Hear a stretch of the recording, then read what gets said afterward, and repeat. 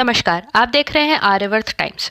बिहार में जल्द ही जमीन का पूरा हिसाब किताब अब नए सिरे से होने जा रहा है, जिसको लेकर नीतीश सरकार ने 20 अगस्त से भूमि सर्वेक्षण शुरू करने का फैसला किया है।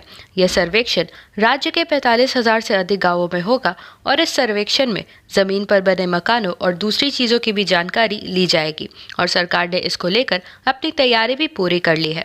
इस बारे में बताया जा रहा है कि सरकार ने 177 तरह की चीज़ों की लिस्ट बनाई है, जिससे ज़मीन की पूरी जानकारी उन्हें मिलेगी और इस सर्वेक्षण से ये भी पता चलेगा कि ज़मीन सरकारी है या प्राइवेट या खेती योग्य है या बंजर। साथ ही साथ राजस्व एवं भूमि सुधार विभाग के सचिव ने बताया है कि सरकार जमीन के पुराने रिकॉर्ड को भी अपडेट करना चाहती है। हम आपको बता दें कि बिहार में आखिरी बार जो जमीन का सर्वेक्षण हुआ था उसे लगभग 50 साल से ज़्यादा समय हो गया है। वो सर्वेक्षण भी सभी जिलों में पूरा नहीं हो पाया था और उससे पहले बिहार के सभी जिलों का जो सर्वेक्षण हुआ था वो लगभग 100 साल पहले हुआ था। वहीं पिछले सर्वेक्षण के बाद से अब तक बहुत सारी ज़मीनों का मालिकाना हक बदल चुका है और इस सर्वेक्षण का मकसद जमीन के पुराने नक्शे और खतियान को अपडेट करना है। इस सर्वेक्षण को लेकर एक बड़ी बात यह भी है कि बिहार में जमीन विवाद का बड़ा कारण जमीन के पुराने रिकॉर्ड होते हैं और इस सर्वेक्षण से इस समस्या का समाधान निकालने की उम्मीद की जा रही है। यह सर्वेक्षण बिहार के सभी गाँवों में होगा, हालांकि शहरों में ये सर्वेक्षण अभी नहीं होगा। इसके अलावा इस सर्वेक्षण में भाग लेना सभी के लिए अनिवार्य है, चाहे वो जमीन पर रहते हो या नहीं। ऐसे में अगर आप बिहार के बाहर रहते हैं तो आपके मन में भी ये सवाल उठ रहा होगा कि आपको क्या करना होगा।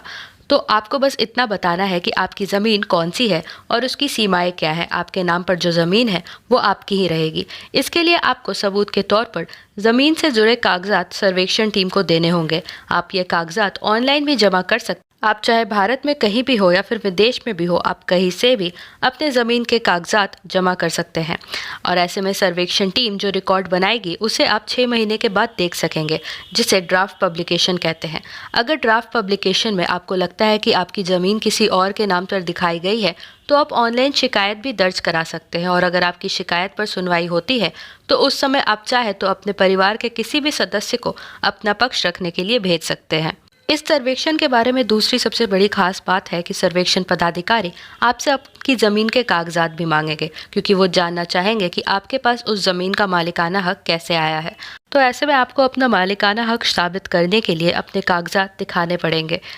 साथ ही साथ इसमें लोगों को 3 बार अपनी बात रखने का मौका दिया जाएगा। लोगों को अपने ज़मीन के कागजात दिखाने का पूरा मौका मिलेगा और अगर शुरुआत में आपसे कोई गलती हो गई है तो आपको 3 बार अपील का मौका भी मिल रहा है और अगर आप सर्वेक्षण टीम के फैसले से संतुष्ट नहीं हैं तो आपको 3 बार अपील करने का भी अधिकार है और अगर उसके बाद भी आपको लगता है कि सर्वेक्षण में कुछ गड़बड़ी आई है तो आप सिविल कोर्ट या हाई कोर्ट भी जा सकते हैं। तो बिहार में 20 अगस्त से 45,000 से अधिक गाँवों का सर्वेक्षण शुरू होने जा रहा है और इस सर्वे में ज़मीन और मकानों का विवरण लिया जाएगा और प्रक्रिया में 1 साल लगेगा और लोगों को अपने दस्तावेज भी दिखाने होंगे।